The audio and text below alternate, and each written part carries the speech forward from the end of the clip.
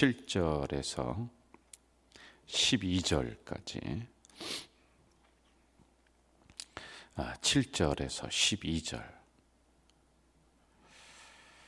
우리 찾으셨으면 한 목소리 읽습니다. 4장 7절에서 12절입니다. 우리 각 사람에게 그리스도의 선물의 분량대로 은혜를 주셨나니 그러므로 이르기를 그가 위로 올라가실 때에 사로잡혔던 자들을 사로잡으시고 사람들에게 선물을 주셨다 하였도다. 올라가셨다 하였은즉 땅 아래 낮은 곳으로 내리셨던 것이 아니면 무엇이냐. 내리셨던 그가 곧 모든 하늘 위에 오르신 자니 이는 만물을 충만하게 하려 하심이라. 그가 어떤 사람은 사도로 어떤 사람은 선지자로 어떤 사람은 복음 전하는 자로 어떤 사람은 목사와 교사로 삼으셨으니 이는 성도를 온전하게 하여 봉사의 일을 하게 하며 그리스도의 몸을 세우려 하심이라. 아멘. 오늘은 이제 7절부터 12절까지의 말씀인데 한번 잘 보세요. 7절을 보세요. 그리스도의 선물의 분량대로 은혜를 주셨다 이렇게 나오고요. 8절에 보면 하반절에 보면 사람들에게 선물을 주셨다 이렇게 나옵니다. 그럼 그 선물이 뭐냐는 거죠. 예수 그리스도를 지칭하는 것은 분명한데 11절을 보세요. 어떤 사람은 사도, 어떤 사람은 선지자, 어떤 사람은 복음 전하는 자, 어떤 사람은 목사, 그리고 교사. 이렇게 이제 하나님이 이 땅에 우리들의 직분의 선물을 주셨다. 그럼 왜 주셨느냐가 12절에 나오죠.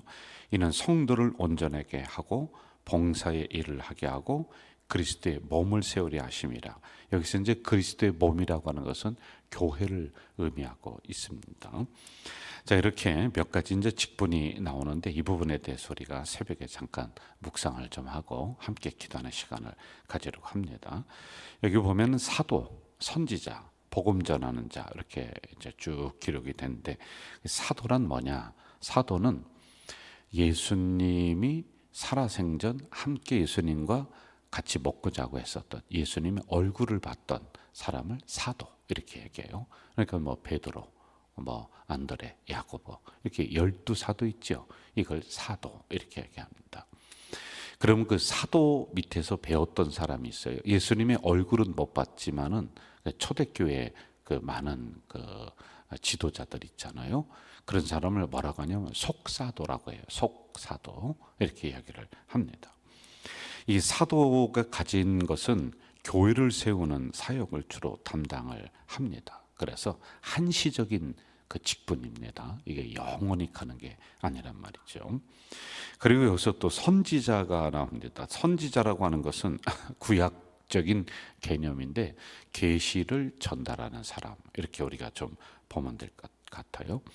그리고 성도를 훈계하고 그리고 성도를 가르치는 그러니까 성도를 올바르게 인도해 주는 경책하는 이러한 직분이 선지자입니다.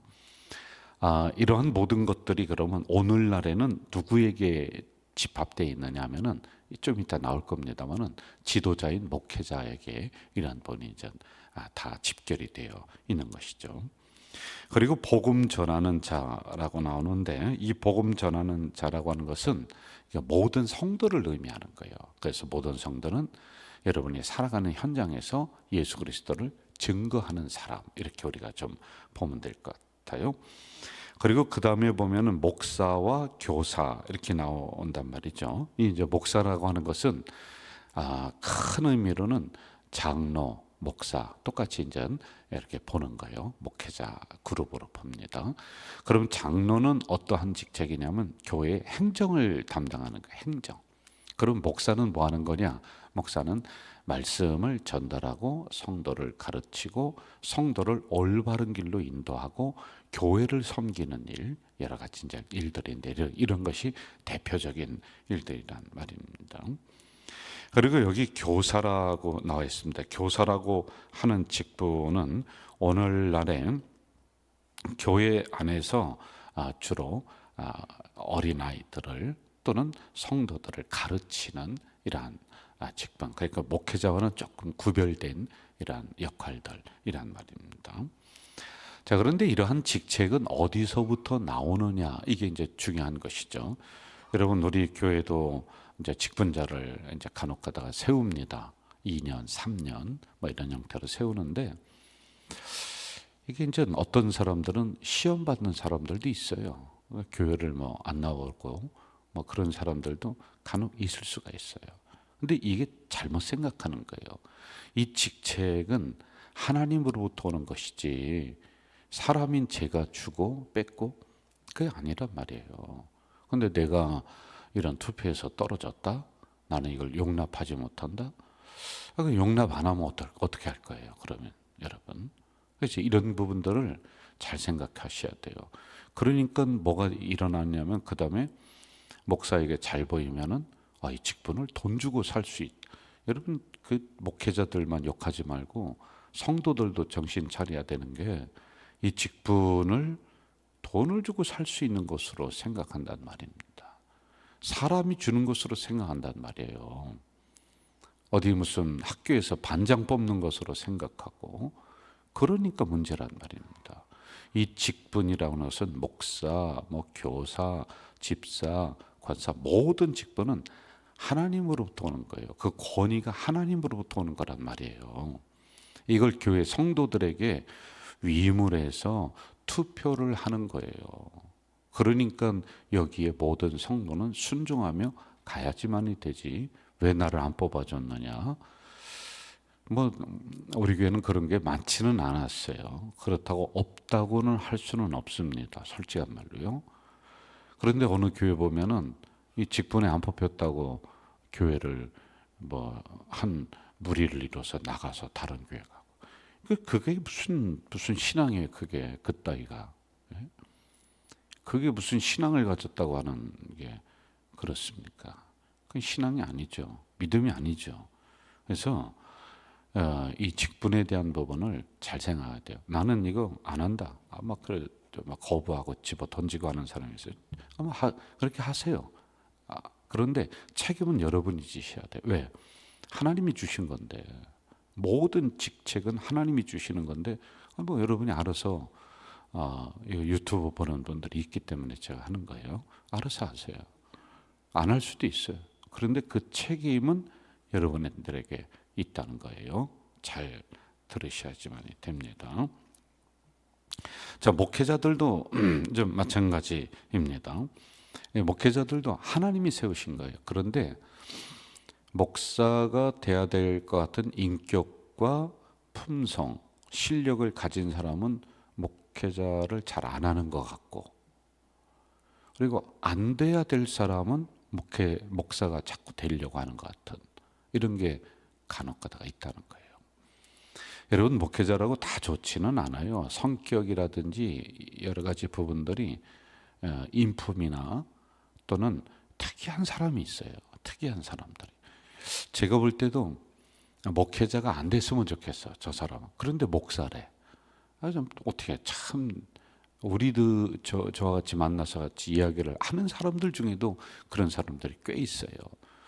어떻게 성도를 가르치지? 어떻게 교회를 저렇게 하고 섬겨나가지?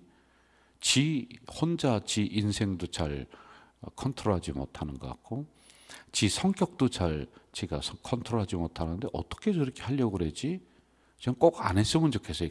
그런 사람들은. 그런데 죽으라고 또 그런 사람들은 하려고 한단 말입니다. 그래서 목사도 함부로 막 하려고 하는 거 좋지 않아요. 그리고 제가 봤을 땐 이 목회자라고 하는 게 진짜 목사를 참 충실하게 하는 사람들은 오래 못할 것 같아요. 이거 오래 못합니다. 목사는 성도들의 아픔을 떠안고 또 성도들의 그 여러 가지 어려움들을 가슴에 안고 살아가는 직책이고 교회를 섬겨가는 건데, 이거 한 30년, 40년 하다가는 제가 볼 때는 죽을 것 같아요. 금방. 그래서 오래 못할 것 같아요. 그런데 오래 하는 분들도 있어요. 그런데 진짜로 막 그냥 교회를 위해서 진액을 짜내면서 한다 그러면은 오래 못할 것 같아요. 제가 이제 해보니까 그런 거예요. 해보니까 어느 분들이 돌아가셨다 그러면은 돌아가셨으니까 뭐 장례 잘 치르고 끝나면 되지. 그게 아니라 몸살을 앓는 거예요. 제가 아유, 저랑 같이 신앙생활하던 수십 년은 신앙생활하던 분이었는데 돌아가셨구나. 이게 이제 계속 이제 생각이 나요. 그냥 그 한 분이 생각나는 게 아니라 그때가 되면 이제 고구마 줄기처럼 줄줄이 생각이 나. 아유, 저 얼마 전에 돌아가셨던 손장로님, 그 전에 돌아가셨던 이경수 권사님, 뭐 이런 형태로 자꾸 이제 생각이 나서 그 이제 굉장히 마음이 아픈 거예요. 그래서 진짜 목사를 오래 할 수는 없겠다, 이런 생각이 이제 든단 말입니다. 그리고 이 목사라고 하는 것은 이제 목회자에게 이제 제가 집중을 좀 합니다. 잘 들으셔야 돼요. 이 목사라고 하는 것은요, 교회를 섬기고 성도를 섬기고 세워 나가는 직책이란 말입니다. 그런데 내가 섬김을 받으려고 하는 경우가 많이 있어요. 섬기는 거 좋지요. 성도들이 섬겨주고 한다, 그건 좋은데 이게 자꾸 거듭되다 보니까 목회자가 교주가 되는 거예요. 그리고 나는 당연히 섬김을 받는 사람. 여러분, 진짜 섬기는 거는 누굴 섬겨야 되냐? 교회를 섬겨야 되고 하나님을 섬겨야 되는 거예요. 그리고 성도를 섬기는 거예요. 우리 직책은 성도를 섬겨줘야 되는데 모든 게 이제 목회자 하나에게 다 집중이 이렇게 딱 돼버리는 거. 이건 좋은 게 아니에요, 여러분. 그래서 이런 부분들을 우리가 좀 바르게 알고 좀 해나가는 게 좋다. 제가 저를 비판하는 거예요. 제가 우리 목회자를 비판하는 거란 이런 말입니다. 그래서 스스로 높이는 목회자가 있으면 조심해야 돼요, 여러분. 그 사람 때문에 예수님이 안 보이는 거예요. 하나님이 안 보이는 거예요, 여러분. 하나님이 세우신 지도자니까 무조건 복종해야 된다. 아니에요. 여러분, 무조건 복종이 어디 있습니까? 잘못된 거에 왜 복종하세요? 네? 잘못된 것은 다시 알아보고 다시 확인해보고 그렇게 해야지, 뭘 그게 하나님에게 순종하고 복종하는 거라고 생각을 하면서 그러니까 여러분들 속는 거 아니에요. 결국에는 다 그냥 재산 뺏기고 다 이상한 데로 끌려가고, 뭐 이렇게 무조건적인 복종. 하나님 말씀에 순종하세요. 사람에게 순종하고 복종하지 말고 그걸 여러분 조심을 하셔야 된단 말입니다. 그리고 또 잘 분별하시라는 거예요. 제가 이 얘기 드리는 것은 복음을 빙자해서 왕노릇하는 사람들이 많이 있어요. 하나님의 말씀이 이렇게 나왔다, 그러므로 주의 종을 잘 섬겨야 되고 주의 종은 이러한 능력이 있고 뭐가 있고 뭐가 있고, 이거 하나님의 말씀을 지 입맛에 맞도록 갖다 붙이는 거 아니에요. 이런 부분들을 우리 성도들이 좀 잘 분별을 하고, 그리고 또 그렇게 말하는 사람이 잘못된 거죠. 말하는 목회자가 먼저 잘못된 거예요. 여러분, 요즘 목회자가 얼마나 많은지 몰라요. 예, 언젠가 다음 주인가 다다음 주에 총회 목회자들 많이 모여서 논의를 하는 그러한 시간인데, 주제가 뭐냐면은 제가 이제 거기에 분과를 맡은 장으로 있습니다. 그러니까 제가 목회자들이 이런저런 얘기를 하면 제가 정리를 해주고 하는 그런 앞에서 대표자로 앉아서 이렇게 해야 되는데, 그때 나오는 주제가 미리 이제 알려주는데 목회자가 75세까지 한다 이거예요. 그걸 이제 논의하고 토론을 해서 이걸 법으로다가 올릴 거냐 말 거냐 뭐 이렇게 하는 거예요. 저는 속으로 생각하고 있는 거예요. 그런 얘기가 나오면은 제발 좀 여러분들 좀 그런 이야기 하지 말라고 말이야. 더 일찍 은퇴하라고. 뭘 75세까지 꼬부랑 할아버지가 돼서 아무것도 머리도 돌아가지가 않는데 뭘 75세까지 하려고 하느냐고. 세상도요 62세 65세 되면 대기업은 다 은퇴입니다. 그런데 뭘 75세까지 늘리려고서 그렇게 하느냐. 근데 제 생각은 그렇단 말이에요. 그러니까 그 자리 당신 영원히 해먹으려고 하는 거 아니냐. 누가 좀 대접해주고 목사님 하면서 밥이나 사주고 그러니까 그 밥이나 얻어 처먹으려고 그렇게 다니는 거 아니냐. 아니 이제 그 얘기를 하려고 준비를 제가 하고 있어요. 일찍 은퇴하시라고 당신 말이야. 이렇게 복음을 빙자해서 자꾸 자기를 섬김을 받는 왕으로다가 가게 하는 게 이게 이제 목사의 지도자들의 잘못이란 말입니다. 이런 게 우리 한국 교회에 발붙이지 못하게 해야지만이 되는 거예요. 그래야지 교회가 건강한 거란 말입니다. 오늘 교회들이 사회로부터 손가락질 당하는 이유 중에 가장 큰 이유가 뭔지 아세요? 목회자예요, 목회자. 지도자예요, 지도자. 더 좁히면 목사와 장로예요. 성도는 문제 없습니다. 똑바로 들으셔야 돼요. 똑바로 들어야 될 때는 장로님들은 나오지도 않아요. 목사와 장로 갈등과 싸움 때문에 교회가 다 분쟁 나고 성도들이 다 어려움 겪고 그러는 거 아닙니까? 그래서 여러분 오늘 이 직책에 대해서 주셨는데 하나님으로부터 온 것이다. 엄중하게 생각하며 겸손하게 섬겨나가야지 돼요. 함부로 직책을 하면 안 돼요. 목회자인 저희들도 하나님이 세우신 거예요. 그러므로 더 조심해야 돼요. 지가 하나님인 양 들고 날뛰고 말이야. 그런 그따위 짓 해버리는 거기에 또 성도들은 뭐 옳거니 우리 목사님 하면서 막 그런 짓거리 하면 안 되는 거예요. 그러면 교회가 망하는 길입니다. 그럼 목사는 어떠한 일을 해야 되느냐 세 가지로 제가 요약을 할 거예요. 그리고 마무리할게요. 첫째, 교회를 섬기는 거예요. 교회 때문에 제가 여기 있는 거 아닙니까? 성도를 섬기고 교회를 섬겨야지 뭐 하려고 있는 거예요? 예? 이거를 잊어버리면 안 되는 겁니다. 그래서 교회를 섬기는데 공동체를 하나로 결속시키는데 성도를 하나로 결속시키는데 온 힘을 다 쏟아야 돼요. 이렇게 온 힘을 다 쏟으려면은 진액이 빠지는 거예요.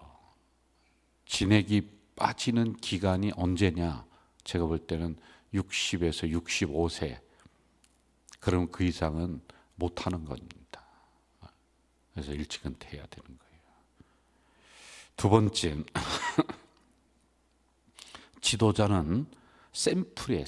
샘플은 뭐냐면은 성도들이 볼 때 우리 목사님은 참 정직하셔, 참 성결해, 참 진실해 라고 하는 이런 샘플링이에요. 샘플링. 그래서 지극히 청빈하게 살아야 돼요. 목사이면서 부자인 사람은 다 꿀인 거예요. 뒤가. 여러분, 제가 목사 몇 년입니까? 목사에서 무슨 돈을 봅니까?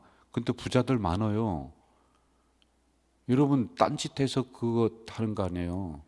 딴짓이 뭐가 있습니까? 목사가 어디 가서 딴짓할 게 딱 하나 있는 거예요. 성도 속여서 그 사람들 돈 뺏는 거예요. 아니 어떻게 돈을 벌어요? 목사하면서. 돈을 모을 수가 없어요. 청빈하게 사는 거예요. 목사는요. 그래서 뭐 그냥 막 떵떵거리고 돈 많이 있는 사람들 꽤 많이 있거든요. 근데 제가 볼 때는 다 사꾼 목자 부류에 들어갈 수도 있는 거예요. 또 이렇게 강하게 얘기하면 이제 막 저한테 이제 전화가 와요. 당신 말이야 너만 똑똑한 주의종이고 우리는 도둑놈이냐고 막 그래요. 제가 전화 받으면 뭐라요? 지가 꿀이니까 뭔가 꿀리는 게 있으니까 나한테까지 전화할 거 아니에요. 그렇지 않습니까? 예? 그 목회자는 청빈하게 살아서 성도들이 볼 때, 야, 우리 목사님은 정말 목회자다운 목회자야. 이렇게 삶으로 나타내 줘야지만이 돼요. 돈 모을 수가 없는 거예요, 여러분. 무슨 사례비를 몇 천을 받는다. 아니 성도들도 2, 300 받으면서 직장생활하는 사람들이 수두룩한데 뭘 잘한다고 수천만 원 받습니까? 무슨 차를 몇 억짜리를 아니면 그 차 타면은 뭐 더 오래 사는 거예요? 예? 그런 거 사양해야 돼. 사양할 줄도 알아야 돼요, 여러분. 뭐 그냥 성도들은 평생 한번 가보지도 못할 음식점에 맨날 그런 데나 돌아다니고 그 사양할 줄도 알아야 되는 거예요. 저는 제가 노회장을 막 하면서 사람들이 주변에서 그러더라고요. 이제 노회장 하니까 목사님 차도 좋은 차로 바꾸셔야 되고 뭐 어쩌고 저쩌고 막 많이 얘기해요. 그래서 당신이 사줄 거 아니면 얘기하지 말라고. 아니 차가 굴러가면 됐지 그게 무슨 소용이 있는 거예요. 참나. 아니 좋은 차 타면 좋은 인격이 되고 좋은 차 타면은 뭐 능력이 많아지고 그러는 겁니까? 아니 굴러가면 되는 거지. 우리 교회에서도 장로님들이 그 얘기를 꺼내려고 해요. 그래서 내가 먼저 선수 친 게 뭐냐면은 차 얘기를 꺼내지도 말고 꺼내는 장로님이 당신 돈으로 사오세요. 교회 돈으로 하지 마세요. 그리고 차를 바꾼다고 하면은 나는 어떤 차를 사달라고 하냐면은 그 경차 뭐가 있습니까? 마티즈인가 뭔가 하여간 뭐 작은 차 있잖아요. 아, 그걸 어떻게 체면이 있지? 어떻게 그걸 타고 다녀? 그 생각부터가 썩은 거예요, 여러분. 예? 뭐 좋은 차 타는 사람 좋은 차 탈 수도 있는 거지. 왜 목사라고 반드시 그렇게 해야지만이 돼요. 이런 거 사양할 줄 알아야지만이 되는 겁니다. 어느 교회 가보니까요, 큰 교회 가보니까 목사님 방이 무슨 대그룹 회장실 방 같아요. 네, 참 그럴만 하니까 있겠죠. 그런데 가만히 보면은 교육부서라든지 그런 데는 허접해요. 또 자기 방을 물려주고 교육부서로 물려줄 줄도 알아야지. 저는 그렇게 했어요. 했으니까 제가 얘기를 하는 거예요. 제 좋은 방 교육 우리 구성전에서 2층에 있었어요. 그거 영유아부실로 내줬어요. 그리고 나는 어디로 갔냐? 화장실 옆에 작은 방으로 갔어요. 여러분 거기서 앉아 있으면요 창문도 없어요. 그리고 그 소변 놓는 소리가 다 들려요. 1층에. 그래서 저는 늘 이 소변은 애기 소변이다, 어른 소변이. 그거 다 분별할 줄 알아요, 제가요. 다 들립니다. 그 자리에서 몇 년 있었어요. 제가 저를 뭐 부추기는 게 아니라요. 목회자는 적어도 이렇게 해야 된다는 거예요. 그리고 화려한 옷은 집어 던져야 돼요. 그리고 한 그릇 음식을 먹을 줄 알아야 돼요. 뭐 이렇게 그냥 좋은 데 가서 밥 먹고 그냥 한 그릇 음식, 뭐 짜장면, 갈비탕 뭐 그런 걸로다가 해야지. 제발 저는 우리 성도들이 저를 대접한다. 첫째, 대접을 안 해줬으면 좋겠어요. 저는 어디 밥 먹으러 가자는 게 천하보다 귀찮은 게 그거예요. 그냥 여러분들이나 잘 잡수시고 저는 가만히 두면 제 서재에서 연구하고 책 보고 또 인터넷으로 설교 듣고 그거 하는 게 저는 제일 좋아요. 제발 그거 하지 마세요. 아무리 좋은 거 먹어도 제가 그러잖아요. 속에 들어가면 다 똥 되는 거예요, 똥. 뭘 그렇게 그 목회자들 조심해야지만 되는 거예요. 자, 정리할게요. 그래서 성도 섬기고 두 번째 청빈하게 살아야 되고 세 번째 목회자들은 진지하게 책상에 앉아서 성경을 연구해야 돼요. 성경도 연구 안 하고 어떻게 성도들을 먹인다는 거예요. 말씀도 제대로 준비 안 하고 어떻게 성도들을 섬기고 말씀으로 가르친다는 거예요. 그러니까 맨날 강대상에서 정치적인 이야기나 하고 지 집안이나 자랑하고 지 새끼나 자랑하고 그러다가 그 뭐 하는 짓입니까 그게. 자, 이렇게 하나님으로부터 온 직책에 대해서 제가 오늘은 강하게 얘기했어요. 누구에 대해서? 저희들에 대해서 강하게 얘기한 거예요. 그럼 이건 여러분들이 듣고 우리도 소중히 생각하면서 교회와 성도를 잘 섬겨야 되겠다 이렇게 하면 되잖아요. 그렇죠? 그러니까 여러분들이 알아듣기를 제가 나에 대해서 얘기하면은 여러분들은 어떻게 알아듣냐면 찰떡같이 알아들어서 이 부분도 우리에게 적용하면 참 좋겠구나. 그래야지 오늘의 우리 교회, 한국교회가 더 건강하게 되는 것이구나. 이렇게 알아들으시라는 거예요. 아시겠죠? 그래서 하나님으로부터 온 직분에 대해서 우리가 소중하게 생각하면서 교회와 성도를 섬겨나가는 우리 직분자들 되시기를 주 이름으로 축원합니다. 전능하신 아버지 하나님, 이 새벽에 연약한 저희들을 깨워주시고 말씀 주시니 감사합니다. 주신 말씀 가지고 이 하루 살게 하시고 평생을 이 말씀 깊이 묵상하며 사는 저희들이 되도록 인도해 주시옵소서. 예수님의 이름으로 기도하옵나이다. 아멘. 하늘에 계신 우리 아버지, 아버지의 이름을 거룩하게 하시며 아버지의 나라가 오게 하시며 아버지의 뜻이 하늘에서와 같이 땅에서도 이루어지게 하소서. 오늘 우리에게 일용할 양식을 주시고 우리가 우리에게 잘못한 사람을 용서하여 준 것 같이 우리 죄를 용서하여 주시고 우리를 시험에 빠지지 않게 하시고 악에서 구하소서. 나라와 권능과 영광이 영원히 아버지의 것입니다. 아멘. 여러분 이 시간 받은 말씀 하나라도 붙잡고 통성으로 기도하시고 여러분 가정의 기업의 기도 제목 가지고 통성으로 기도하시다가 집으로 가시겠습니다. 기도하겠습니다. 사랑하시는 아버지 하나님, 이 새벽에 약한 저희들을 불러주시고 말씀으로 해주시니 감사합니다. 똑바로 살게 하시고 정신 차려 살 수 있도록 인도해 주시옵소서. 저희들부터 정신 차리도록 인도해 주시옵소서. 전능하신 아버지 감사합니다. 하나님 도와